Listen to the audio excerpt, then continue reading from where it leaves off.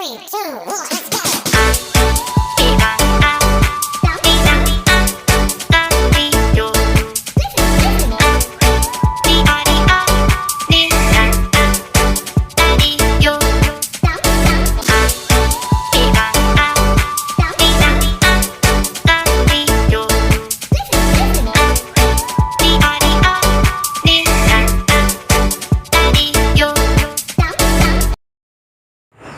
Perkenalkan, namaku Ayu.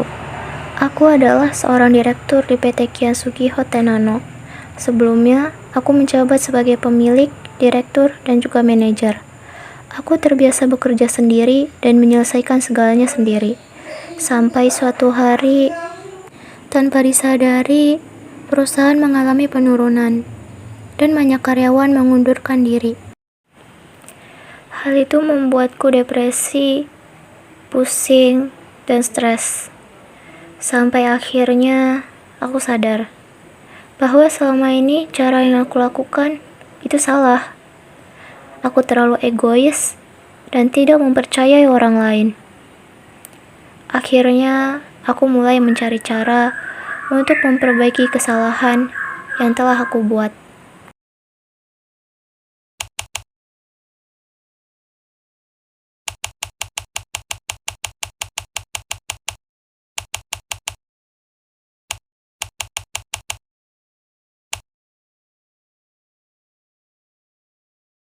Pembuatan struktur organisasi. 1. Menentukan visi dan misi. 2. Merekrut sumber daya yang baik. 3. Masing-masing memiliki peran dan tugas yang jelas. 4. Membangun profesionalisme. Siang Bu, tolong lain kalau besok ada rapat siang tentang perusahaan. Oke, kasih.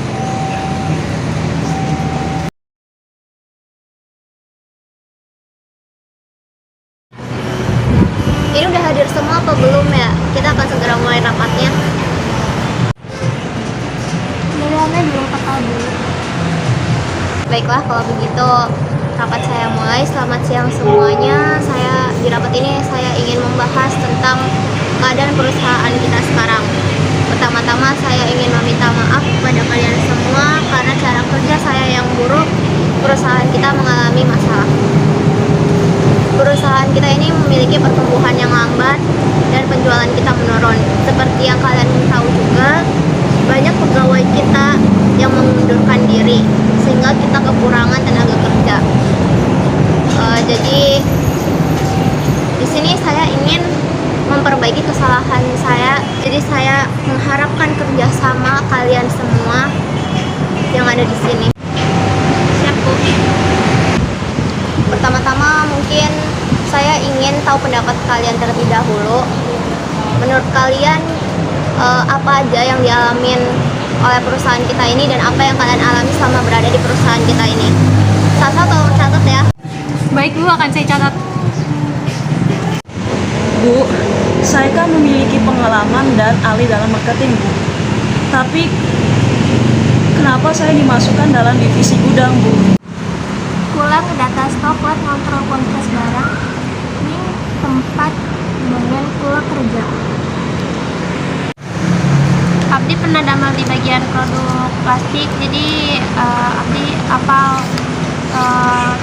proses pembuatan plastik eta. Duh, mereka ngomong apa ya? Mau nanya atau dikira bodoh? Baik, kalau itu apakah ada lagi? Kemarin sapertos gitu bae Bu. Baik, karena permasalahan sudah diketahui, Sasa boleh dilihat catatannya. Ini catatannya Bu.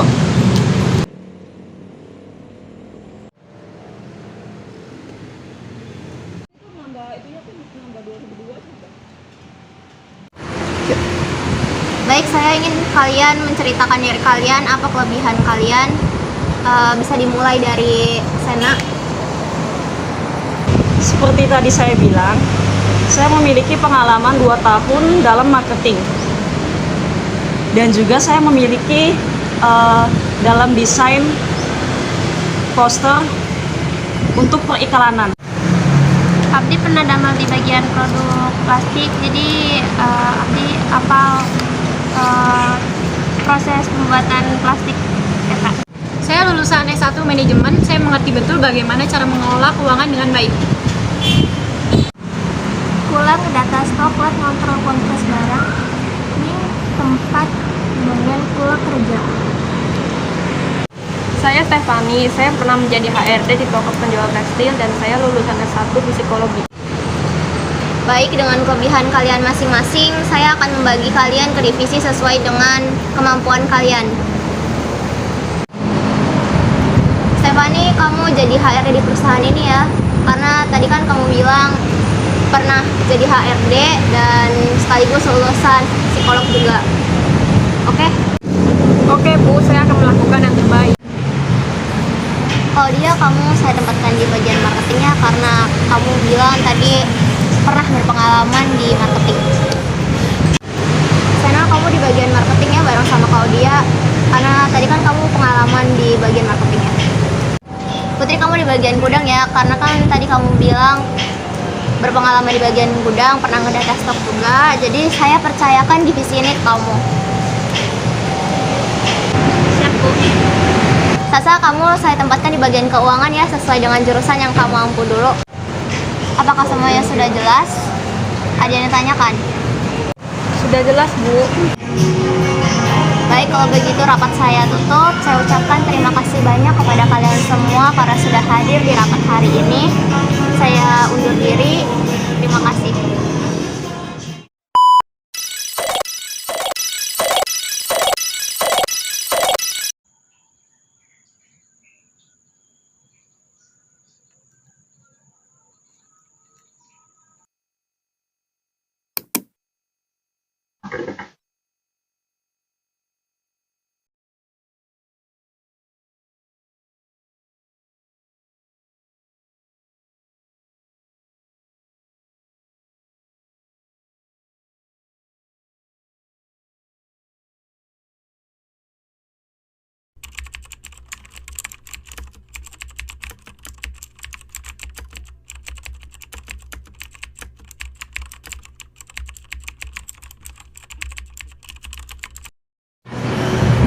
Ini udah hadir semua apa belum ya? Kita akan segera mulai rapatnya. William harus hadir, Bu. Oh iya, tadi William bilang ke saya kalau dia tidak bisa hadir dalam rapat ini karena sedang berada di luar kota dan minta agar rapat secara virtual. Tolong ya, ada yang nyiapin Zoom-nya. Mohon maaf, sebelumnya saya tidak bisa ikut rapat secara langsung. Baiklah, kalau begitu rapat saya mulai. Selamat siang semuanya. Di rapat ini saya ingin membahas tentang keadaan perusahaan kita sekarang. Pertama-tama saya ingin meminta maaf kepada kalian semua karena cara kerja saya yang buruk, perusahaan kita mengalami masalah. Perusahaan kita ini memiliki pertumbuhan yang lambat dan penjualan kita menurun. Seperti yang kalian tahu juga, banyak pegawai kita yang mengundurkan diri sehingga kita kekurangan tenaga kerja. Jadi di sini saya ingin memperbaiki kesalahan saya. Jadi saya mengharapkan kerjasama kalian semua yang ada di sini. Siap, Bu. Pertama-tama mungkin saya ingin tahu pendapat kalian terlebih dahulu. Menurut kalian apa aja yang dialamin oleh perusahaan kita ini dan apa yang kalian alami selama berada di perusahaan kita ini? Sasa, tolong catat ya. Baik Bu, akan saya catat. Bu, saya kan memiliki pengalaman dan ahli dalam marketing, Bu. Tapi, kenapa saya dimasukkan dalam divisi gudang, Bu? Benar Bu, saya juga merasakan hal yang sama. Selain penempatan pegawai yang berantakan, saya juga merasa kekurangan pegawai. Satu lagi tambahan, Bu, komunikasi dalam perusahaan kita masih kurang seperti penyampaian pendapat dan kerjasama antar departemen. Mungkin seperti itu saja sih, Bu. Baik, kalau begitu apakah ada lagi? Baik, karena permasalahan sudah diketahui, Sasa boleh dilihat catatannya. Ini catatannya Bu.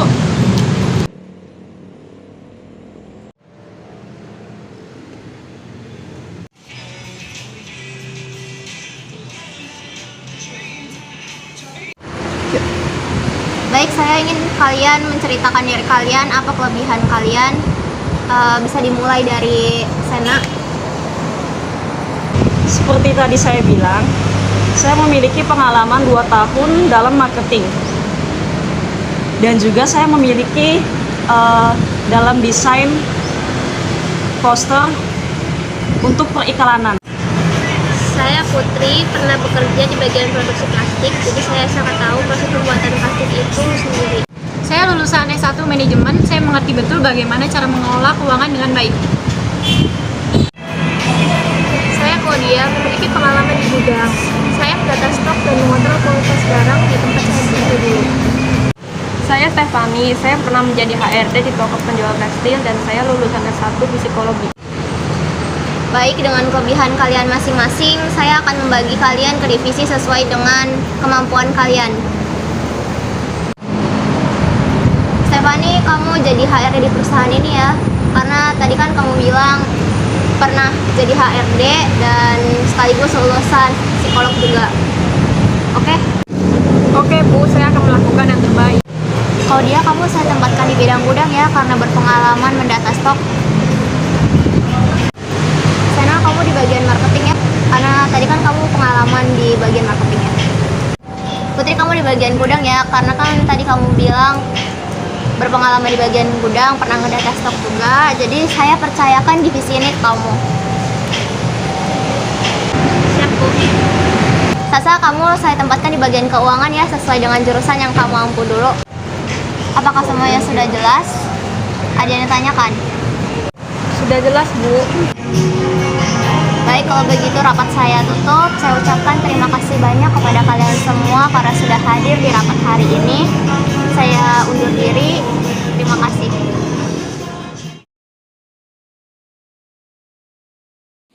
Dari video tadi dapat kita pelajari bahwa suatu organisasi membutuhkan struktur organisasi. Dan dalam pembuatannya dapat kita lakukan dengan cara koordinasi. Agar koordinasi berjalan dengan baik, salah satunya kita harus menghargai antara anggota atau bagian. Komunikasi dalam organisasi juga merupakan bagian yang penting. Tanpa adanya komunikasi yang baik, maka organisasi akan kacau karena kesalahpahaman saat berkomunikasi. Salah satunya bahasa. Jika menggunakan bahasa yang berbeda-beda, tentu akan mengakibatkan kesalahpahaman. Cara mengatasinya yaitu dengan menggunakan bahasa nasional atau bahasa Indonesia. Dengan berjalannya koordinasi dengan baik, maka saat staffing pun akan menjadi terarah dan tidak terjadi kesalahan. Berikut penjelasan lebih lanjut mengenai koordinasi, komunikasi, staffing, dan perintah lisan dan tulisan. Cara koordinasi berjalan dengan baik. Yang pertama, setiap bagian atau orang harus memiliki perasaan untuk bekerja sama. Yang kedua, masing-masing bagian atau anggota harus saling menghargai. Yang ketiga, bagian-bagian yang dihargai atau diikutsertakan pada umumnya akan menambah semangat bekerja bagi semua anggota atau bagian. Hambatan komunikasi koordinasi. Yang pertama, merasa malu atau pemalu. 2. Tidak menggunakan bahasa yang sama. 3. Tidak menggunakan bahasa yang dipahami oleh yang lain. 4. Tidak menggunakan bahasa yang jelas. 5. Tidak mendengarkan. 6. Tidak kondusif. Mengatasi hambatan komunikasi koordinasi. 1. Menanyakan ulang kejelasan perkataan. 2. Menggunakan bahasa yang singkat dan jelas. 3. Menggunakan bahasa nasional. 4. Menggunakan bahasa yang dipahami antar bagian atau anggota. 5. Kondusif. 6. Mendengarkan orang yang sedang menjelaskan dengan baik. Staffing yang efektif. Yang pertama, perencanaan SDM. Yang kedua, rekrutmen. Ketiga, seleksi. Keempat, pengenalan dan orientasi. Kelima, penilaian pelaksanaan kerja. Keenam, pemberian jasa dan penghargaan. Ketujuh, perencanaan dan pengembangan karir. Perintah lisan diberikan saat berada dalam satu ruangan. Keuntungannya, yang pertama bisa menghemat waktu, yang kedua menghemat tenaga, yang ketiga lebih jelas, yang keempat dapat langsung ditanyakan jika tidak ada kejelasan. Perintah tulisan diberikan saat berada di lingkungan yang berbeda. atau tertuju pada banyak orang yang tidak memungkinkan satu ruangan. Keuntungannya yang pertama, lebih jelas karena dapat dibaca secara cermat, dapat disebarkan kepada orang banyak, lebih tahan lama, dan bisa dijadikan bukti.